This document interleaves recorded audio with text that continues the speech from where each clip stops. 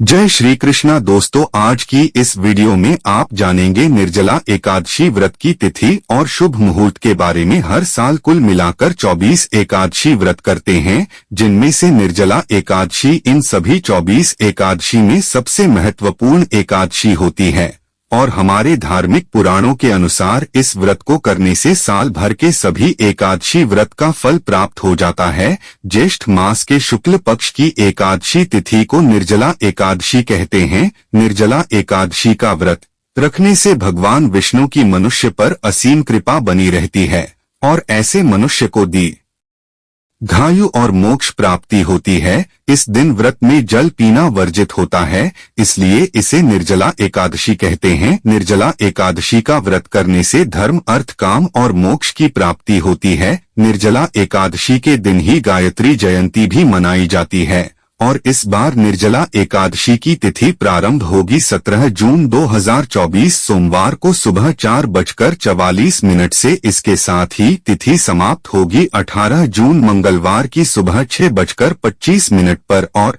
एकादशी व्रत के नियमों के अनुसार इस बार 18 जून मंगलवार को निर्जला एकादशी का व्रत रखा जाएगा। इस दिन सर्वार्थ सिद्धि योग का निर्माण भी हो रहा है। सर्वार्थ सिद्धि योग का समय इस दिन सुबह 5:24 से 6 बजे तक रहेगा। अब आप सोच रहे होंगे कि जब 17 जून को सूर्योदय से पहले ही 6:25 पर और एकादशी व्रत के नियमों के अनुसार इस बार 18 जून मंगलवार को निर्जला एकादशी का व्रत रखा जाएगा। इस दिन सर्वार्थ सिद्धि योग का निर्माण भी हो रहा है। सर्वार्थ सिद्धि योग का समय इस दिन सुबह 5:24 से 6 बजे तक रहेगा।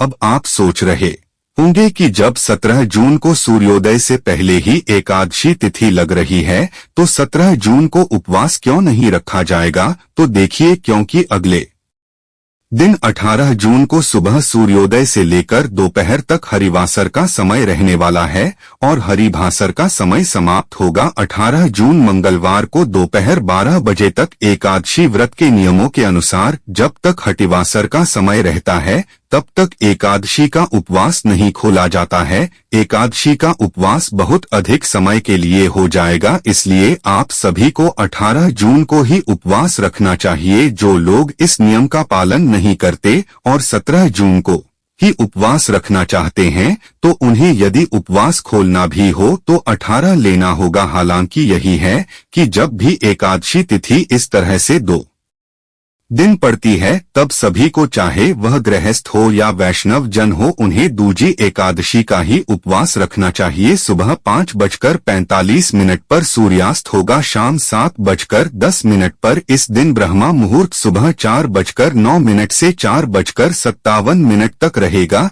शिव योग सारा दिन रहेगा क्योंकि रात 9:38 पर समाप्त हो जाएगा। बाद में सिद्ध योग प्रारंभ हो जाएगा। अभिजीत मुहूर्त दोपहर 12:01 से 12:54 तक रहेगा और राहुकाल दोपहर 3 से 4:30 बजे तक रहेगा। 19 जून बुधवार को सूर्योदय होगा। सुबह 5:45 पर सूर्यास्त होगा। शाम 7:10 पर ब्रह्मा मुहूर्त सुबह 4:09 से 4:57 तक रहेगा। सारा दिन रहेगा, जो कि रात 9:11 पर समाप्त होगा और इसके बाद में 7 योग प्रारंभ हो जाएगा। यह सभी योग बहुत ही शुभ है। इन शुभ योगों में की गई पूजा या रखा गया उपवास अवश्य फलित होता है। विशाखा नक्षत्र शाम 5:23 तक रहेगा। बाद में अनुराधा नक्षत्र प्रारंभ हो जाएगा और इस दिन राहुकाल दोपहर 12 से 1:30 बजे तक रहेगा। द्वादशी तिथि प्रारंभ होगी 18 जून मंगलवार की सुबह 6:26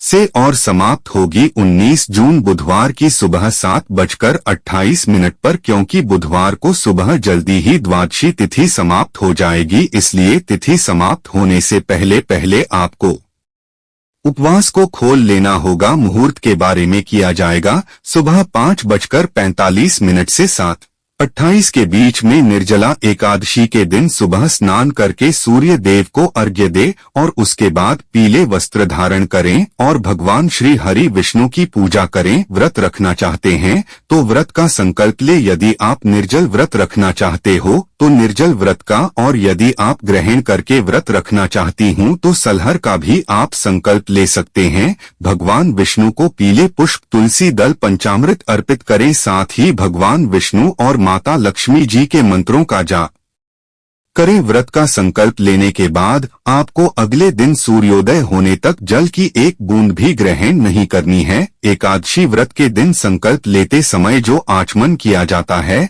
जल की बस इतनी ही बूंदें आप ग्रहण कर सकते हैं। इसके अलावा यदि बहुत ज्यादा प्यास लगती है तो आप 1 या 2 बार पानी से कुल्ला भी कर सकते हैं। ध्यान रखें, अपनी मुंह के अंदर ना जाए। एकादशी के दिन दान का विशेष महत्व होता है। आप जरूरतमंद लोगों को दान करें ताकि आपको मनवांचित फल की प्राप्ति हो सके, और ऐसा करने से सभी पापों का भी नाश होता है। अगर आज के दिन दक्षिणावर्ती शंख में जल भरकर भगवान विष्णु का अभिषेक किया जाए तो उससे सभी मनोकामनाएं पूर्ण हो जाती है। द्वादशी तिथि को विधि विधान से पूजा करने के बाद शुभ मुहूर्त में व्रत का पारण करना चाहिए। आज की वीडियो अगर आपको जानकारी अच्छी लगी हो तो वीडियो को लाइक करना मत भूलिएगा, और हमारे चैनल को सब्सक्राइब करके कमेंट में लिखे भगवान विष्णु की जय।